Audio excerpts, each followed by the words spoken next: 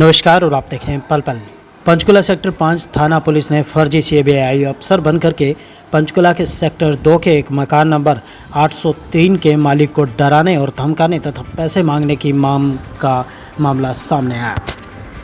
शक होने पर शिकायतकर्ता ने पुलिस को सूचना देकर के अपने घर बुलाया और पुलिस जांच में खुलासा हुआ कि जो व्यक्ति नकली सीबीआई अफसर बनकर के यहां पर आया था वो सीबीआई ऑफिसर था ही नहीं, बल्कि फिलहाल सेक्टर 5 थाना पुलिस में मामला दर्ज कर जांच शुरू कर दी है।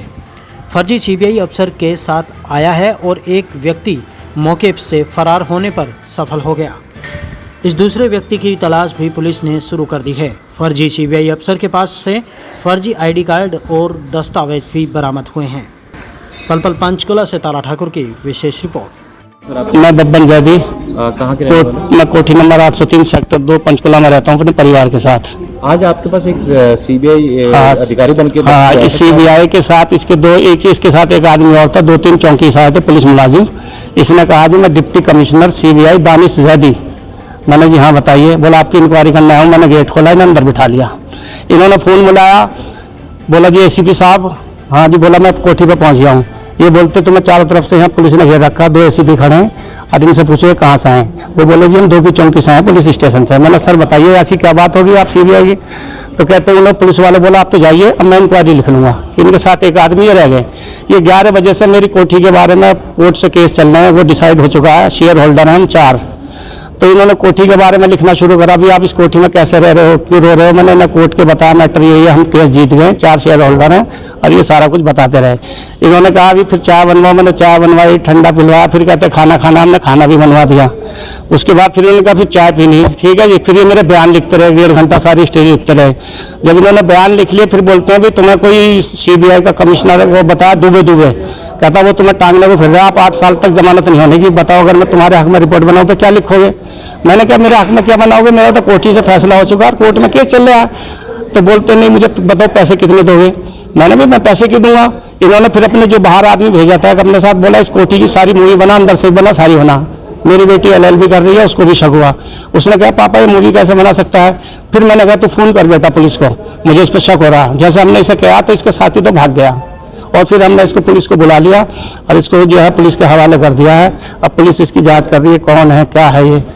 ये मुझे धमका रहा था, मेरे बच्चे को धमका रहा था, मेरे से पैसे की डिमांड करी है। फिर हमने पुलिस की कंप्लेंट करी है। 2 की कहाँ पे खड़े हैं इस टाइम, कहाँ पे हैं? 5 के थाने में हूँ। तो पुलिस के हवाले कर दिया? पुलिस के हवाले कर दिया जी हमने इसको। 112 आई थी? 112 आई थी। हमने 112 पर कॉल की थी, भाई ऐसे सीबीआई वाला बता रहा है ये बंदे पर हमें शक है, आप इसकी जाँच करो।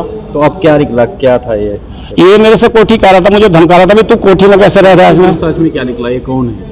अभी तो ऑफिसर है या कोई फर्जी निकला जी। वो तो कह रहे हैं कंप्लेंट पर मुकदमा दर्ज कर रहे हैं इसके खिलाफ, मेरे से कंप्लेंट मांग रहे हैं। आज बयान देने जा रहा हूँ जी। ठीक है। फर्जी सीबीआई ऑफिसर गिरफ्तार किया है, क्या है ये पूरा मामला, कैसे पता लगा पुलिस को? देखिए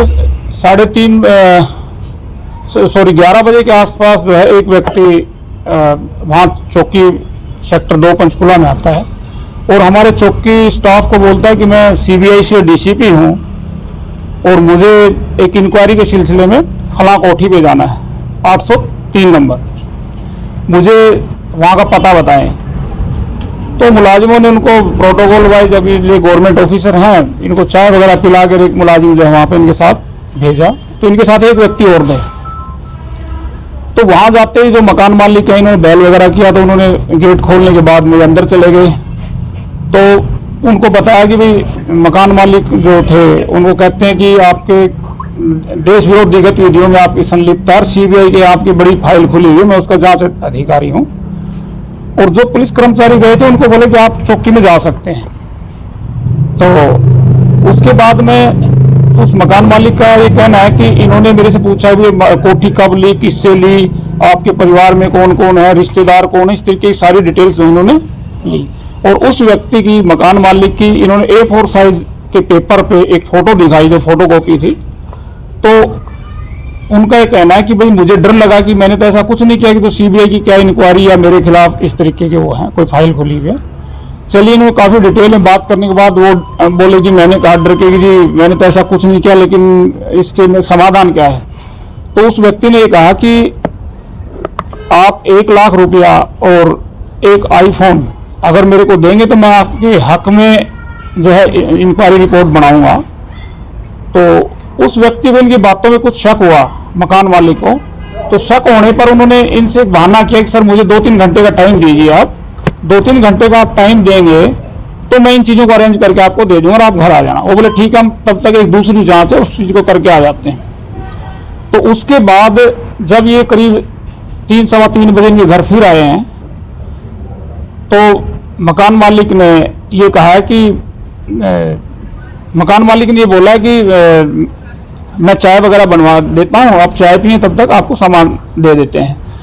उन्होंने क्या किया कि वहाँ किचन वगैरह में जाके उन्होंने पुलिस 112 पे डायल किया है। 112 पे सूचना आने के बाद 112 से गाड़ी गई वहाँ मौके पे, और साथ ही हमारे चौकी इंचार्ज जो है चौकी सेक्टर 2 से सब इंस्पेक्टर देवेंद्र सिंह और इनके साथ स्टाफ पहुंचने पर जो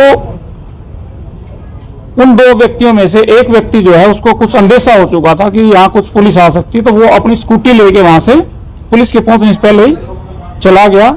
और जो व्यक्ति वहां पे पुलिस को मिला वो दानिश इकबाल करके उसका नाम है। वो पहले इनको बोलते रहे मैं ये हूँ वो हूँ, बाद में उनको जो है पुलिस ने अच्छे कड़ाई से पूछताछ करने पे वो पता लगा कि वो कोई सीबीआई के अधिकारी नहीं है और वो एक चीट है, उन्हें इंपर्सनेशन करके और एक धोखाधड़ी से ठगी कर की नीयत से जो है उस मालिक के पास गए थे। फर्दर उस संबंध में जो है मुकदमा दर्ज कर रहे हैं और फर्दर इन्वेस्टिगेशन में पता लगेगा इस साजिश के पीछे कौन कौन है और जो इनका सहयोगी भागा है वो सहयोगी कौन है, और जो जिस स्कूटी से आया था वो स्कूटी वगैरह का भी नंबर हमारे ठीक है।